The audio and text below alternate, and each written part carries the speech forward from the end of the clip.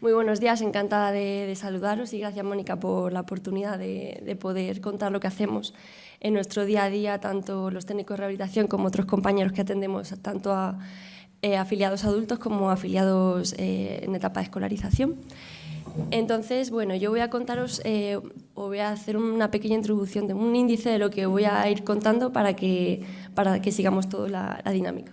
En primer lugar, En primer lugar, os voy a contar lo que hacemos los técnicos de rehabilitación, con una ligera pincelada, porque tampoco vamos a introducir, no vamos a contar demasiada información. Perdón, es que no me manejo muy bien con los micrófonos, espero que me podáis escuchar bien. Voy a primero contar una ligera pincelada de lo que hacemos los técnicos de rehabilitación en nuestro día a día.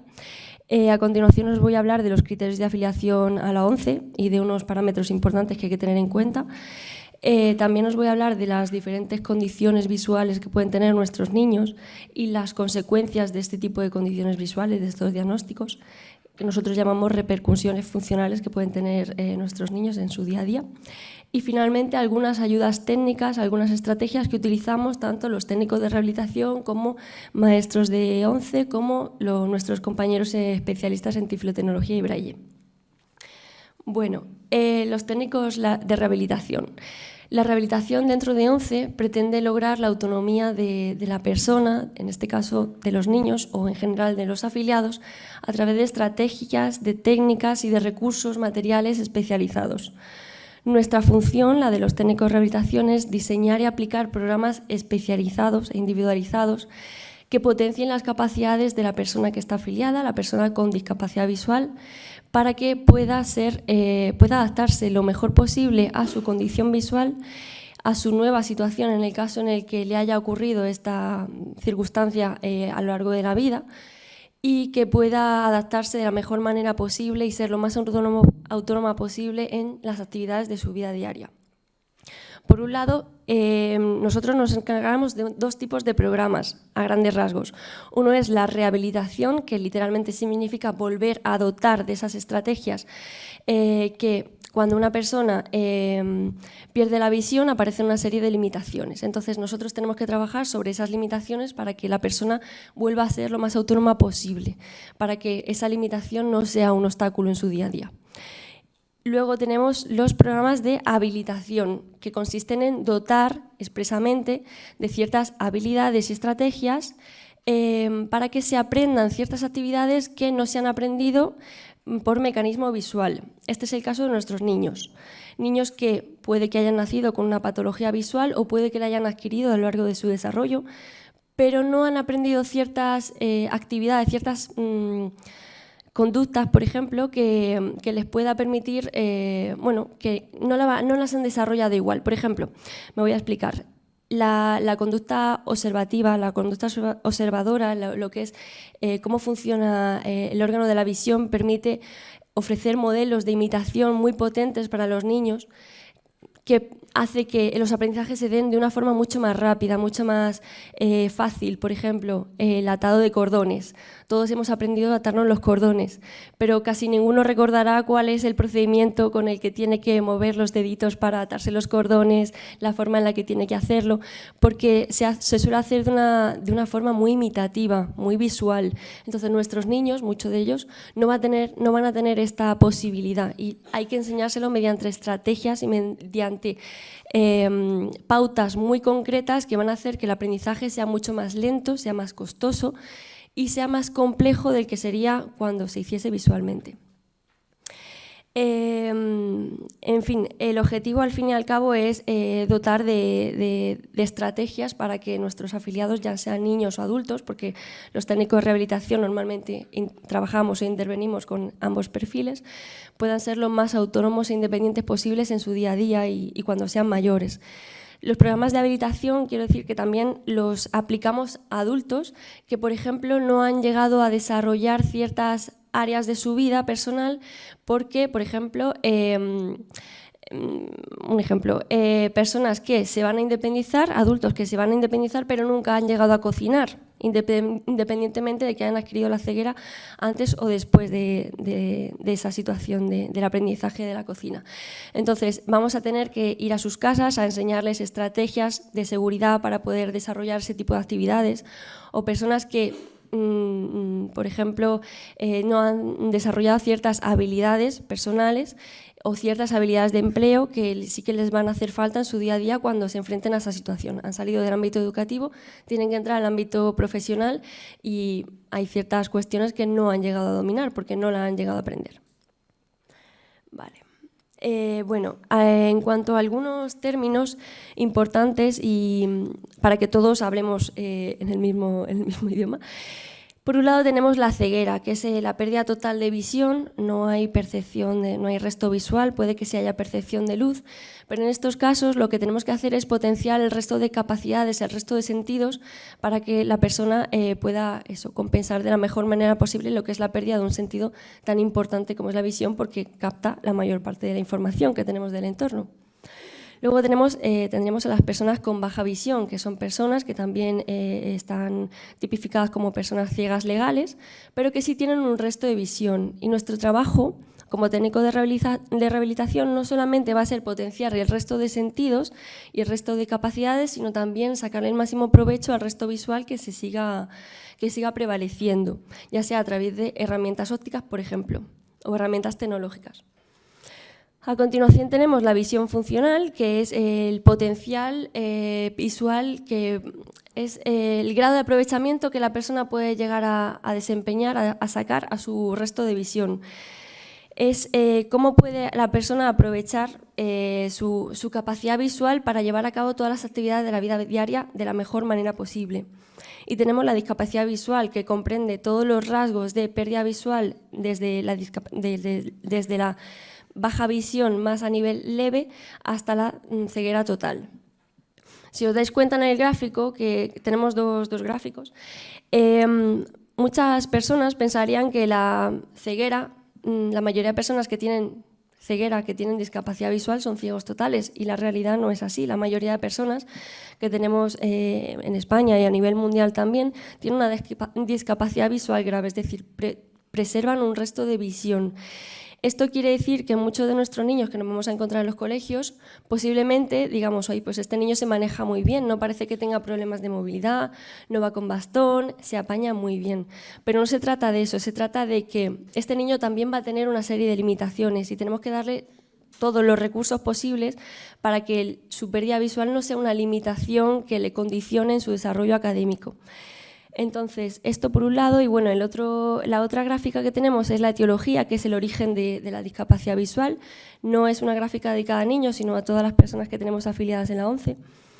La mayoría de patologías visuales se adquieren a lo largo de la vida, ya sea por traumatismos, temas neurológicos, síndromes, infecciones, ahora lo veremos a continuación. Luego el adquirido es el 58% de la población y congénito, es decir, personas que han nacido con una patología visual grave, serían el 36% de la población. Bueno, a continuación os voy a explicar dos conceptos importantes. Hay muchos conceptos relevantes a la hora de tener en cuenta cómo ve una persona con baja visión o una persona que sí, con baja visión, pero los más destacados que tienen que ver para la afiliación a la ONCE, son requisitos importantes dentro de la afiliación a la ONCE, son la agudeza visual y el campo visual. La agudeza visual es el potencial de resolución con el que el ojo puede llegar a percibir. Es la capacidad del ojo para percibir los detalles, los colores, las formas de las figuras, y se mide con el objeto más pequeño que el ojo puede llegar a percibir. Esto lo miden los oftalmólogos, con una serie de materiales que son octotipos. He traído algunos materiales por si luego a la hora del descanso, como coincide con el final de mi intervención, queréis verlos, y podéis hacerme preguntas al final. Bueno, pues la agudeza visual se mide a corta y a larga distancia y mide eso, el potencial de resolución, es la máxima capacidad de nitidez con la que puede llegar a ver el ojo. El campo visual es la cantidad de información o el total de información que el ojo puede llegar a percibir en un solo golpe de vista. Vamos a ver que muchos de nuestros niños tienen alterada una de las dos cualidades, una de las dos capacidades o ambas, y otras más que ahora os comentaremos a continuación. Entonces, una persona con una muy buena agudeza visual tendría una agudeza del 1,0. ¿Vale? Eso es una agudeza normal, con visión corregida, por ejemplo, cualquiera en principio de nosotros, que no tendría problemas visuales, porque una cuestión es tener problemas de vista, los problemas de refracción que se corrigen con gafas, y otra cosa es tener una patología visual, que son diferentes, ¿vale? Cuando una persona empieza a tener baja visión moderada, llega a ser una agudeza del 0,3, ¿vale? En este caso ya se empieza a dar el apoyo educativo por parte de ONCE. Son niños que no están afiliados, pero que van a recibir la atención educativa que os ha comentado Mónica y del equipo educativo que forma parte de la ONCE y de la Junta, ¿vale? Pero estos niños no estarían afiliados. La afiliación se produce, y ahora lo voy a explicar, con una serie de requisitos. Primero, la nacionalidad española, es muy importante, por eso es la Organización Nacional de Ciegos Españoles. Y por otro lado, cumplir uno de los dos siguientes requisitos como mínimo. El primero es tener una agudeza visual igual o menor al 0,1 con la mejor corrección posible, es decir, con su uso de gafas habitual y en el mejor ojo. Es decir, que si en un ojo vemos muy bien, tenemos el ojo totalmente preservado y en el otro lo tenemos perdido, no podríamos afiliarnos a la ONCE porque el mejor ojo ve el 100%. Entonces, tiene que haber una agudeza visual en el mejor ojo del 0,1 o menos. Este puede ser uno de los criterios, la agudeza visual, pero luego tenemos el campo visual. Tenemos personas que tienen muy buena agudeza visual, pero un campo muy reducido, y esto también le va a condicionar mucho su día a día. Cuando el campo visual es igual o menor a 10 grados de campo, se va a producir también la afiliación a la ONCE. Y lo mismo en el mejor ojo, ¿vale?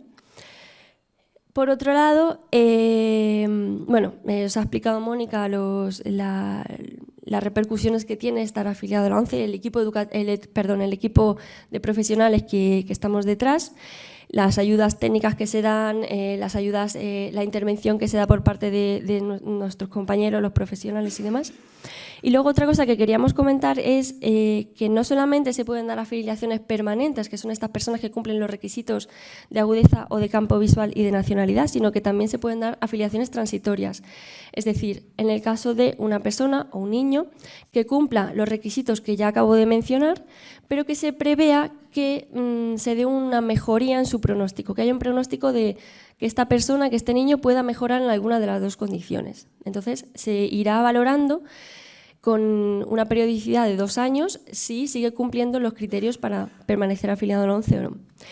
También hay otra posibilidad con respecto a las afiliaciones transitorias, aunque no es una cosa, yo creo que no se da con tanta frecuencia, y es que la persona no cumple los criterios de afiliación de agudeza o de campo, pero tiene un síndrome oftalmológico que le imposibilita la capacidad de ver. Estas son las cuestiones más complicadas porque es muy difícil de valorar, son temas neurológicos, pero la persona no puede ver, lo que pasa es que su ojo no se ve afectado y es por una cuestión de síndrome neuronal. Bueno, en cuanto a las diferentes condiciones visuales y los funcionamientos visuales, hay una lista de patologías oculares, no las voy a mencionar todas, hay muchísimos diagnósticos, pero voy a haceros una breve explicación a grandes rasgos. Vale. Es importante tener en cuenta que la visión se encarga de la percepción y la recepción del más del 80% de la información del entorno. El resto, un 10-12%, se encarga el sentido auditivo. Y lo que pasa es que cuando uno pierde este grado de información, tal cantidad de información, siendo la vista el sentido monopolista de la recepción de información, pues va a haber una serie de repercusiones que van a afectar en el día a día de la persona, ¿vale? El órgano de la visión no solamente se compone del ojo, del globo ocular, sino que hay una serie de estructuras, tanto externas como internas, que van a condicionar que se produzca una patología. Por ejemplo, está la parte exterior del ojo, lo que son los párpados, los anejos oculares. Si esa parte se ve afectada, la percepción de información va a estar alterada. Si dentro del globo ocular hay alguna malformación, hay algún daño, ya sea en el cristalino, en la retina, en fin, en diferentes zonas de dentro del globo ocular, el humor vítreo, por ejemplo, también se va a ver alterado la percepción de la visión, se va a ver modificada, se va a ver distorsionada. También puede haber daños en el nervio óptico, que es el canal que conecta el globo ocular, la información del exterior, con el cerebro. Hay muchas patologías que tienen daño en el nervio óptico, el ojo. Es un ojo sano, no le ocurre nada, pero el nervio óptico cuando manda la información no la manda correctamente. Entonces ahí se produce también una distorsión de la información. Y por último, la parte cerebral que se encarga de procesar la información visual. Si hay algún daño, hay algún tumor, hay algún traumatismo, en esa parte cerebral, que suele ser la occipital, pues va a haber una distorsión de la realidad. Por ejemplo, anomalías del globo ocular, tenemos microftalmía, colobomas, alteraciones del párpado y la motilidad ocular. La primera fotito es de un niño que tiene una pitosis palpebral, que tiene una caída del párpado. En algunos casos tiene operación, en otros no. Puede haber estrabismo, que es la convergencia de los ojos hacia un mismo punto, o divergente hacia otros puntos del campo visual. Nistagmus, que es un movimiento descontrolado de los ojos. En muchas ocasiones se produce porque el ojo intenta buscar la zona donde mayor agudeza percibe, un ojo que ha nacido ya de por sí enfermo. Problemas en la córnea, en el iris, en el cristalino. Glaucoma, que son problemas de tensión ocular porque no se produce un buen drenaje. En ese caso hay que tener mucho cuidado porque es una patología que está viva, que puede ir empeorando, ¿vale? Patologías retinianas. La retina es la capa más importante posterior del ojo y donde se proyecta la información, toda la información. Si la retina se ve afectada o se produce un desprendimiento de retina, va a ser fatal porque bueno, la afectación va a ser muy importante. Patologías, bueno, tenemos albinismo, tenemos retinosis pigmentaria, que ahora lo explicaré un poquito mejor. Patologías neurooftalmológicas, traumatismos oculares, infecciones, ¿vale? Ok, bueno, pues esas son algunas de las patologías, pero muy a grosso modo, porque patologías visuales y diagnósticos hay muchos. Luego también la especialista en este tipo de campos, en nuestro caso es nuestra oftalmóloga y nuestra óptico también.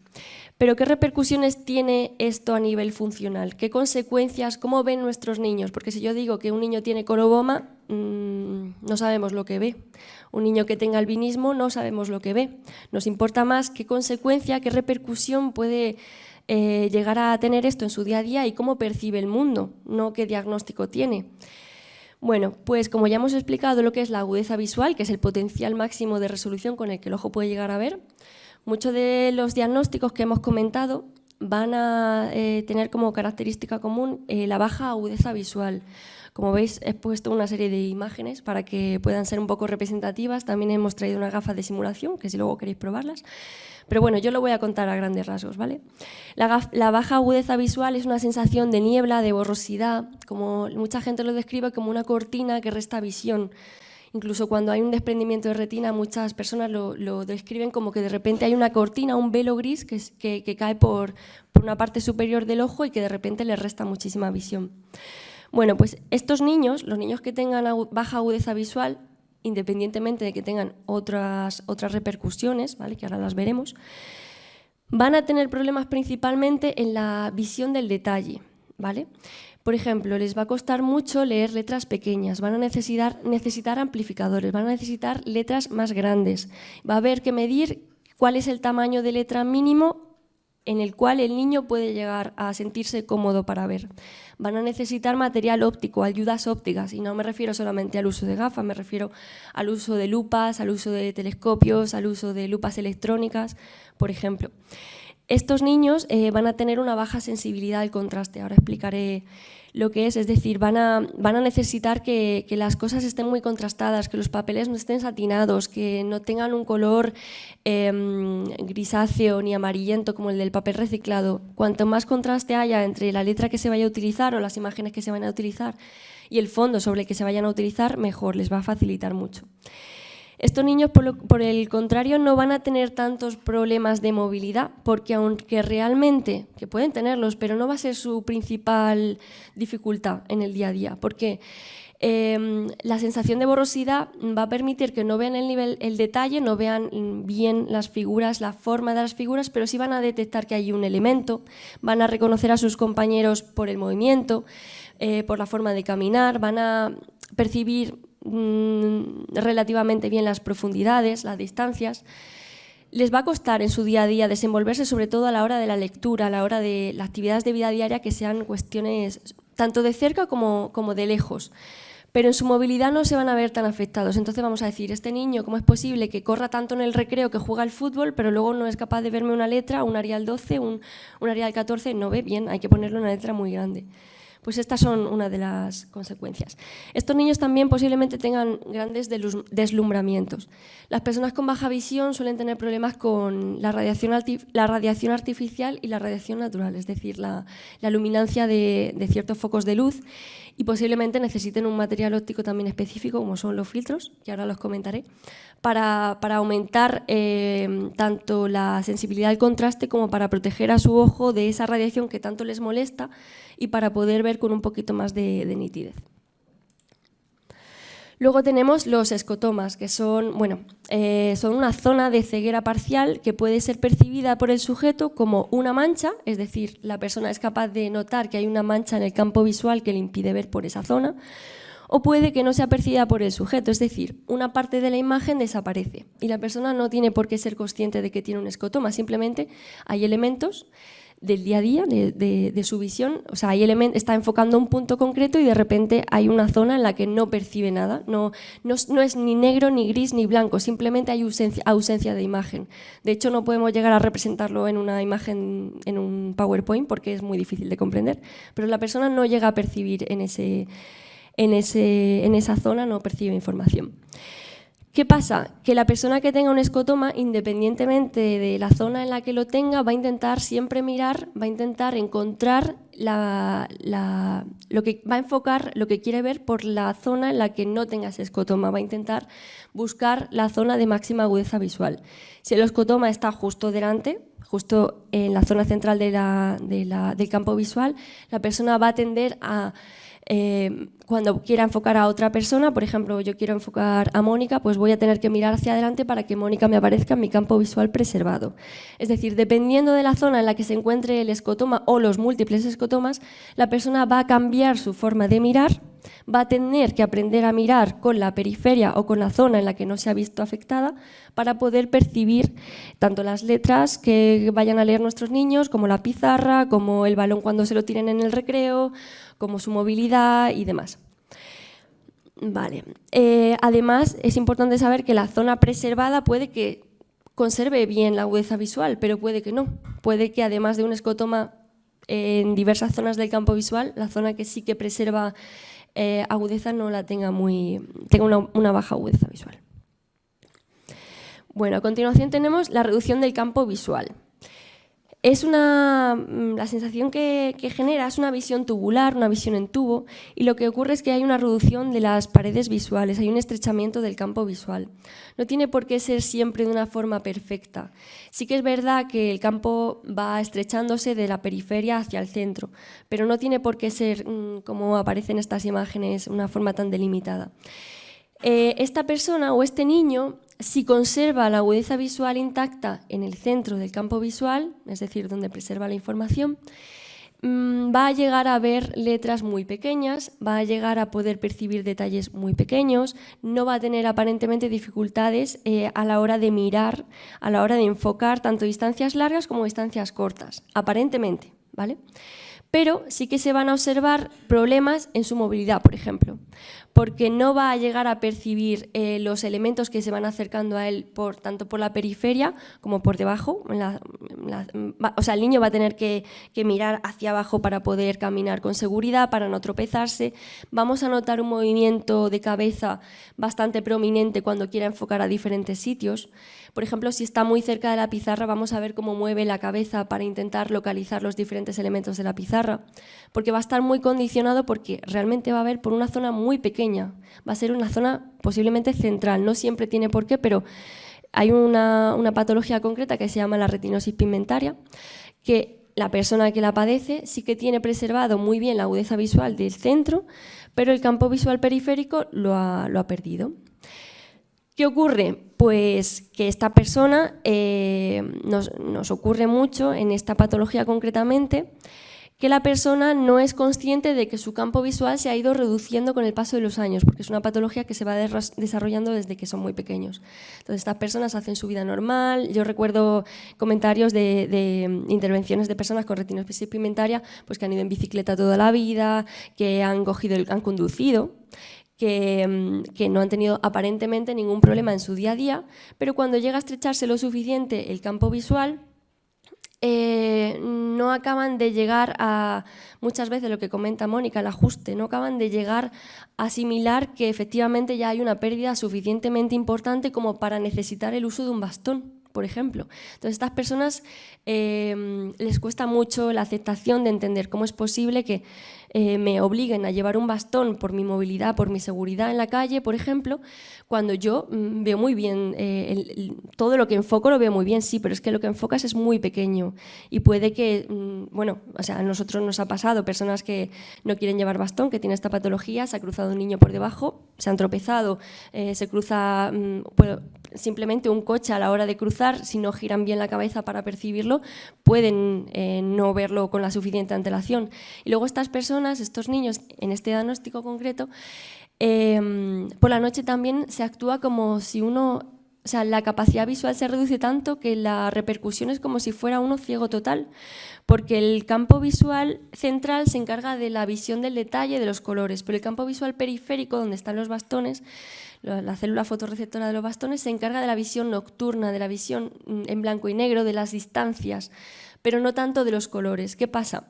Que si está afectado el campo visual periférico, que es el que se encarga de ver por la noche, el que está activado por la noche, y se anula el central porque no hace falta por la noche la agudeza visual de los conos, se desactiva y se debería activar la de la periferia, pero sin embargo no ocurre porque esta persona tiene dañado el campo visual, pues al final va a actuar como una persona que no ve nada, como una persona ciega total.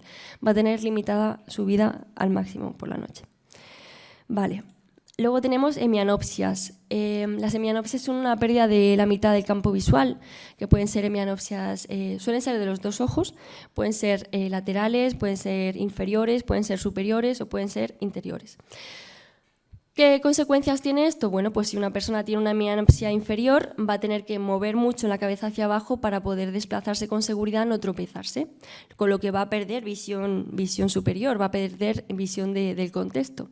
Si la hemianopsia es superior, lo que va a tener que tener es cuidado con todo ese tipo de elemento voladizo, ya sean ramas, señales, postes en la calle, por ejemplo, extintores en colegios, bueno, en fin, una serie de elementos que estén por encima de la cabeza que no va a percibir porque su campo visual superior está reducido, no lo percibe.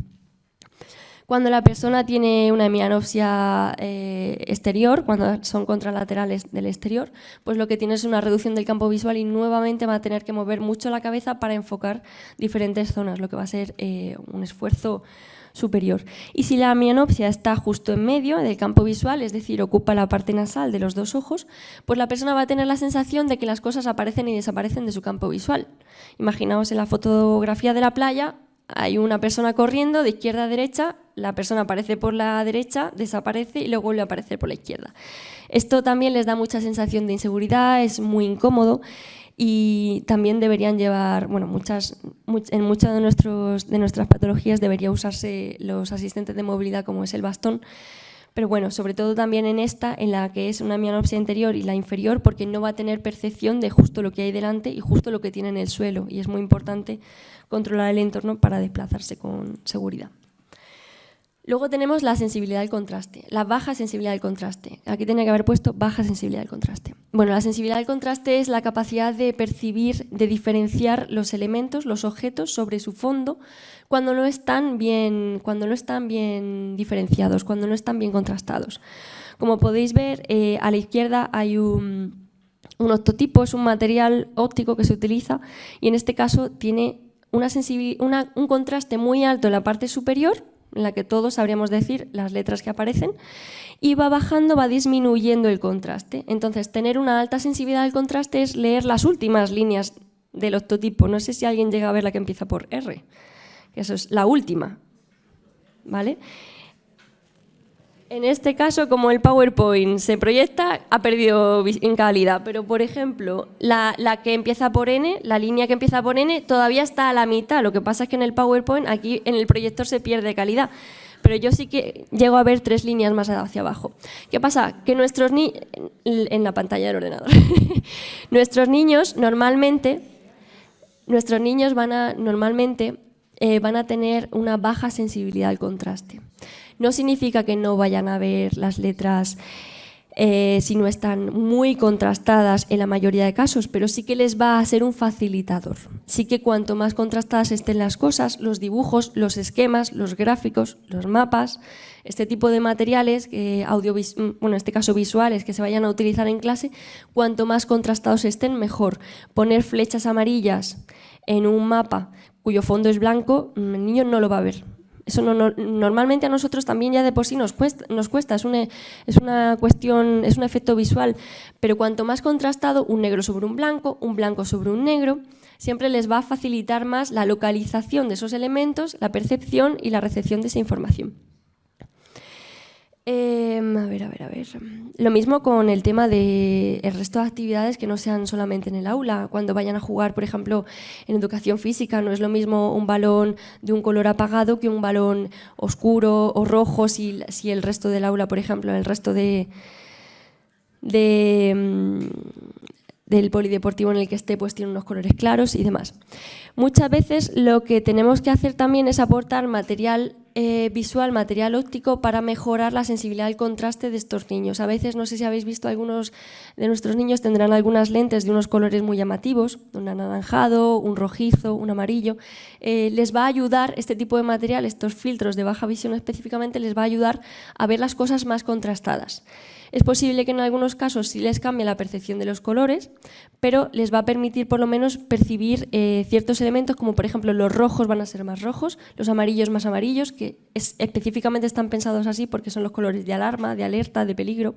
Entonces van a ver las cosas mucho más contrastadas. Ayudas ópticas.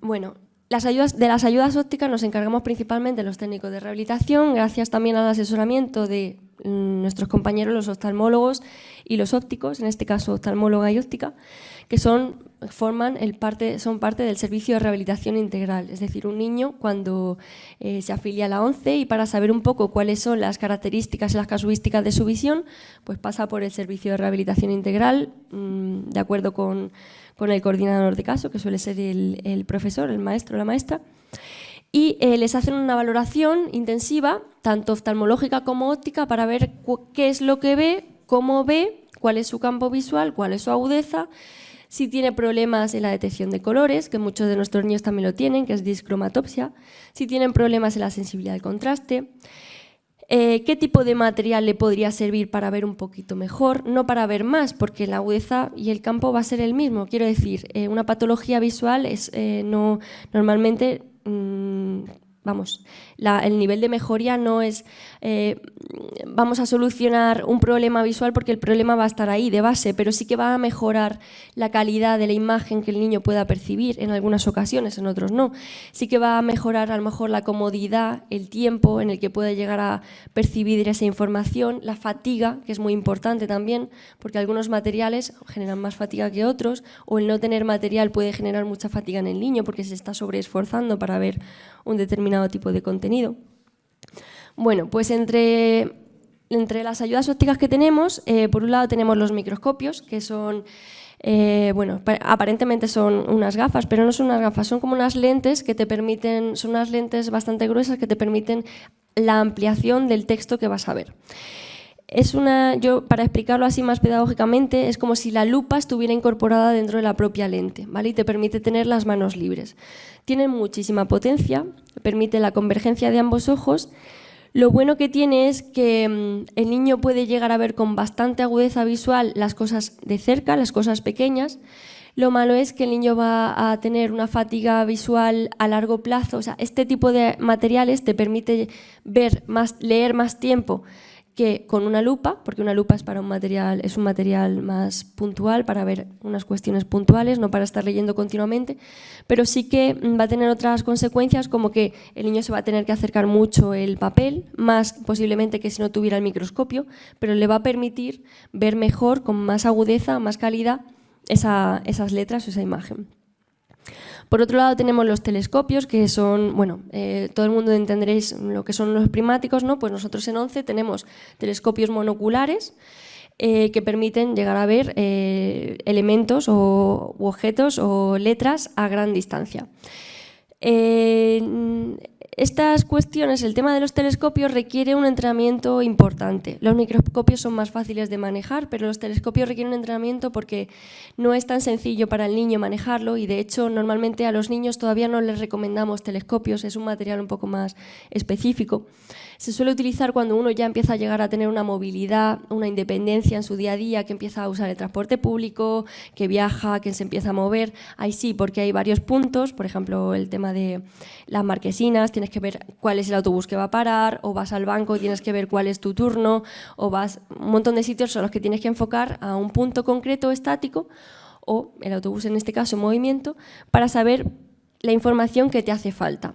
En nuestro caso, con los niños no solemos utilizarlo tanto, tenemos otro tipo de materiales que son electrónicos, que ahora los enseñaremos, pero bueno, la verdad es que los telescopios dan muy buen resultado. También tenemos las lupas. Las lupas es un sistema, bueno, son unas lentes que también permiten un nivel de ampliación importante. Las lupas que tenemos en ONCE son mucho más potentes que la que podéis encontrar en una óptica convencional o incluso en muchas papelerías se venden. Lo digo porque muchos afiliados nuestros vienen con lupas y dicen es que no llego a ver. Claro, es que tienen muy poca potencia, o sea, no son lupas de baja visión, son lupas del día a día para una persona que tenga un poquito de presbicia y demás. Pero las lupas que nosotros utilizamos son muy potentes, tienen una luz muy buena, una luz LED de mucha categoría, que permite que no haya deslumbramiento para la persona que lo utiliza, que permite que mejore un poquito su agudeza visual. De hecho, podéis ver en la foto de en medio de las últimas del todo, la diferencia entre ver con luz o ver sin luz. Es súper importante la luz, es muy importante. La luz es la diferencia entre ver y no ver. Si apagáramos aquí ahora mismo la luz, ninguno de nosotros veríamos nada. Entonces es importante que las condiciones lumínicas sean buenas, tanto en el aula como en el material óptico que recomendemos a los niños. De esto los maestros también os comentarán algunas cuestiones sobre el tema de la luz en las aulas y el deslumbramiento que pueda haber y que puede ocasionar a nuestros niños. Luego tenemos también lupas, flexos lupas, que permiten que las manos estén libres, que permiten a los niños, pues, por ejemplo, si están en un módulo me acuerdo que tenemos un niño ahora que está en un módulo de jardinería, pues puede llegar a ver pues, las plantas, las flores, materiales químicos y demás. Entonces puede acercarse esa lupa, que no es tanto de soporte sobre papel, que no es tanto para leer, sino para ver cuestiones puntuales. Se parece mucho a la lupa que utilizan los dentistas para ver en el fondo de nuestra boca, ¿no? Entonces, este tipo de materiales. Hay más materiales, pero esto es una representación. Luego tenemos lupas electrónicas. Las lupas electrónicas, nosotros realmente las llamamos lupas televisión, que son lupas para visión de lejos. Tenemos lupas manuales y lupas compactas. Las lupas electrónicas al final lo que realmente dan es la versatilidad de poder ver cualquier tipo de letra a un tamaño mucho más considerable que una lupa al uso, que una lupa que no sea electrónica. Te permite cambiar el contraste, te permite cambiar los fondos y las letras, cosa que muchos de nuestros niños tienen deslumbramiento, por ejemplo, en los fondos blancos y necesitan que el fondo sea negro y se sienten más cómodos con una letra verde en un fondo verde fosforito, por ejemplo, en un fondo negro o blanca sobre un fondo negro. Están más cómodos, están más tiempo trabajando, no se cansan tanto. Las lupas electrónicas también requieren un entrenamiento, pero como podéis ver, también las utilizan las personas mayores. Son muy cómodas, te permiten ver, lo que os digo, todo tipo de textos, fotografías, con un nivel de detalle de resolución muy bueno, graduando la luz, graduando el zoom. Y bueno, las lupas electrónicas portátiles, las pequeñitas, pues las utilizaríamos para una lectura puntual, no demasiado extensiva, o para cuestiones también puntuales de mirar ciertas cuestiones de, por ejemplo, productos, imágenes, fotografías concretas, pero durante un tiempo concreto. Y las lupas electrónicas compactas, que son más tipo sobremesa y que hay que buscarles un lugar donde dejarlas fijas, pues permitirían leer pues, periódicos, por ejemplo, lecturas largas, libros, periódicos, documentos mucho más largos, porque no genera tanto esa fatiga y porque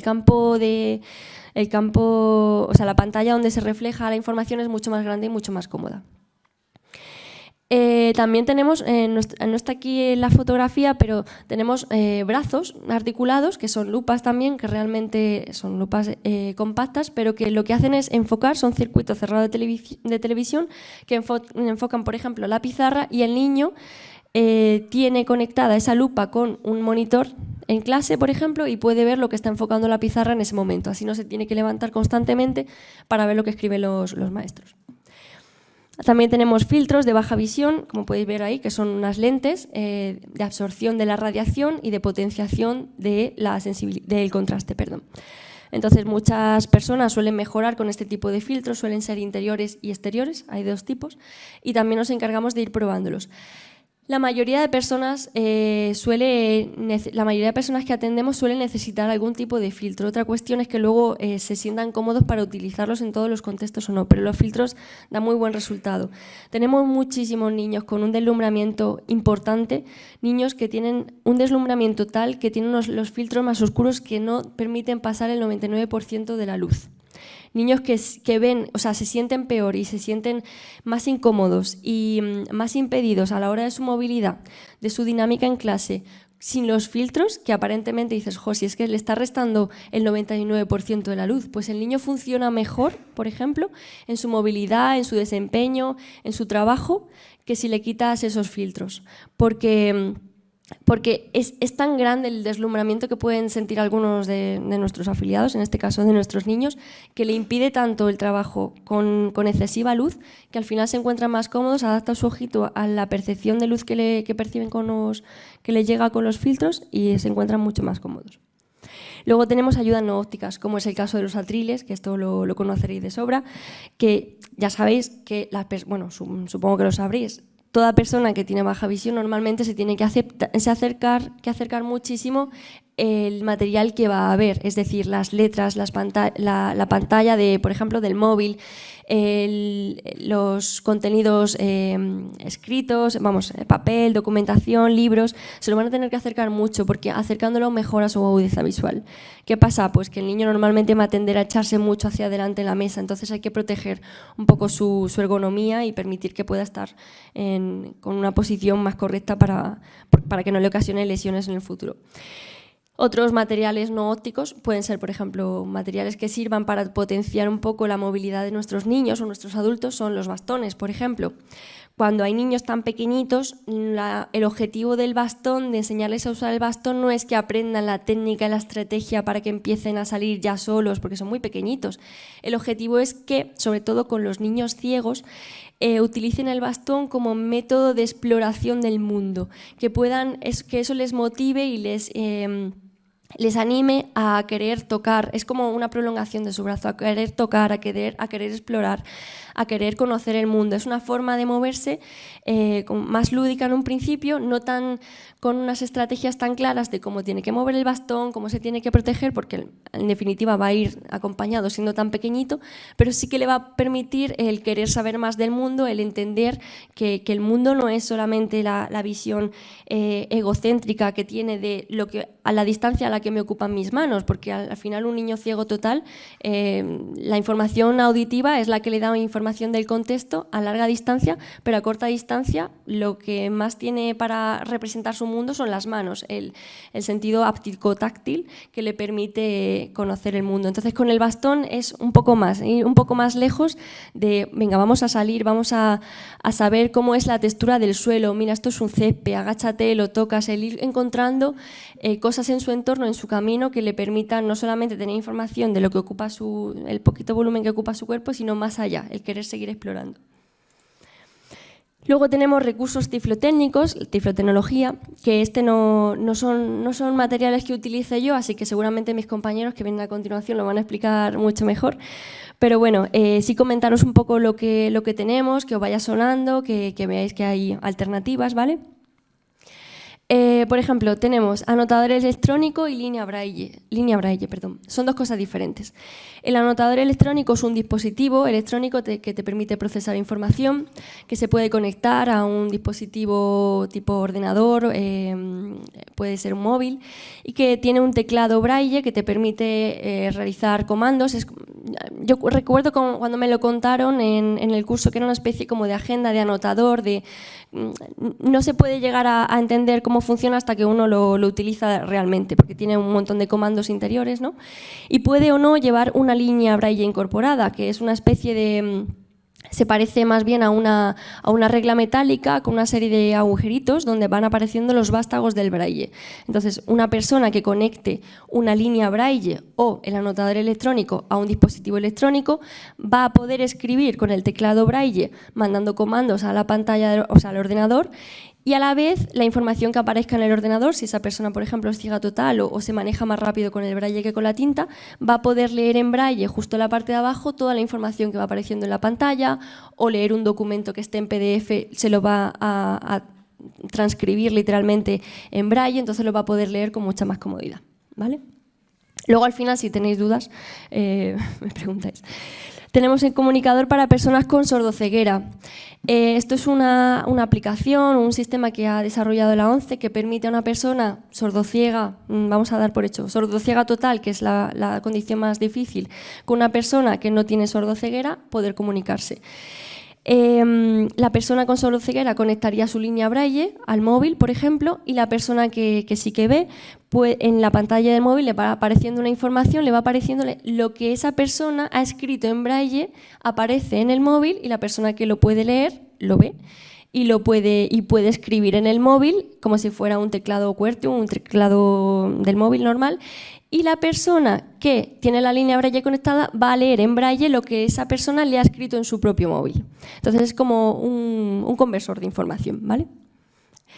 Editor científico matemático y musical. Hay una serie de herramientas, una serie de software que se han ido desarrollando para nuestros niños con baja visión y con ceguera total, que permiten usar las herramientas matemáticas, científicas, musicales en braille. Entonces te permite aprender este tipo de sistemas en braille. Ya sabemos la formulación, no es lo mismo leer en braille un texto que leer lo que sería fórmulas matemáticas, la química, física y música. Entonces este tipo de software te permiten saber cómo se maneja y aprender a manejarlo en braille y utilizarlo en braille. Por ejemplo, un pentagrama te lo expresaría en braille, entonces el niño puede tocar música, puede saber qué música está tocando, por ejemplo. Y por último tenemos impresora braille, máquina Perkins. Lo que hay en la fotografía es una máquina Perkins, no es una impresora braille. La máquina Perkins es, para que lo entendamos así a grandes rasgos, es una máquina de escribir, pero que está diseñada para ser escrita en braille. Es decir, tiene las teclas, el teclado braille, para que la persona pueda ir escribiendo en un papel específico, mucho más grueso, adaptado precisamente para que soporte la presión de los vástagos. Entonces, la persona escribe en braille, va sacando sus hojas y ya está. Es como una máquina de escribir, pero solo en braille.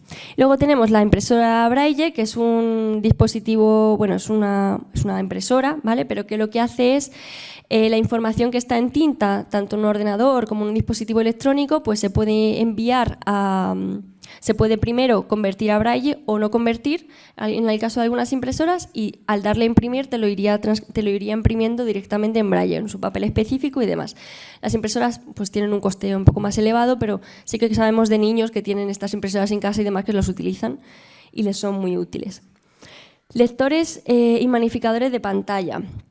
Los lectores de pantalla son también tipos de, no diría tanto software, sino bueno, sistemas que tienen normalmente la parte accesible de los ordenadores y y de los dispositivos electrónicos que te permite, con un sintetizador de voz, te permite leer lo que hay en la pantalla. Entonces tú te puedes ir moviendo con el teclado normal del ordenador, si sabes manejar bien los comandos, o con un teclado, con una línea braille o con un teclado, un anotador electrónico, puedes ir moviéndote por la pantalla y utilizando diferentes aplicaciones que haya en el ordenador, gracias a que también se te está leyendo continuamente la pantalla y te puedes manejar de forma independiente.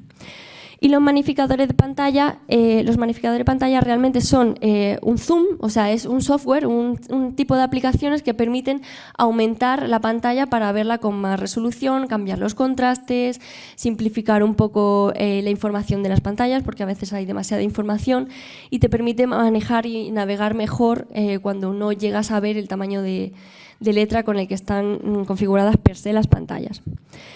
Y por último tenemos teclado con macrocaracteres y también la importancia de la mecanografía. Un teclado con macrocaracteres es un teclado normal que ha sido adaptado con una serie de... Bueno, lo he traído incluso, son unas pegatinas que que representan el teclado más grande, contrastado con su fondo. Por ejemplo, como podéis ver en la fotografía, son unas pegatinas de color amarillo, de color rojo, depende del contraste que le vaya mejor al niño, y las letras que van a ir apareciendo en el teclado son más grandes y están contrastadas con respecto a ese fondo. Entonces se van a manejar mejor las personas que necesiten usar el teclado, tienen resto de visión, pueden utilizarlo, pero no es suficiente como para poder ver el teclado habitual que viene en los ordenadores de base. Entonces hay que adaptárselo. Y la mecanografía, pues programas como Mecanta o Mio son súper importantes para nuestros niños para que tengan soltura a la hora de manejarse en el teclado, para que la mecanografía sea una cosa más en su día a día que le permita luego, cuando vayan a ir creciendo, cuando se vayan desenvolviendo en el mundo académico y laboral, pues ser mucho más rápidos, más autónomos, tener la agilidad que les permita pues eso, ser más eficientes en su día a día y en su trabajo. Y esto sería todo. Yo por mi parte ya he acabado. Si tenéis alguna duda y queréis levantar la mano, y como justo ahora empieza el descanso, pues también he traído material por si queréis verlo, ¿vale? Muchas gracias.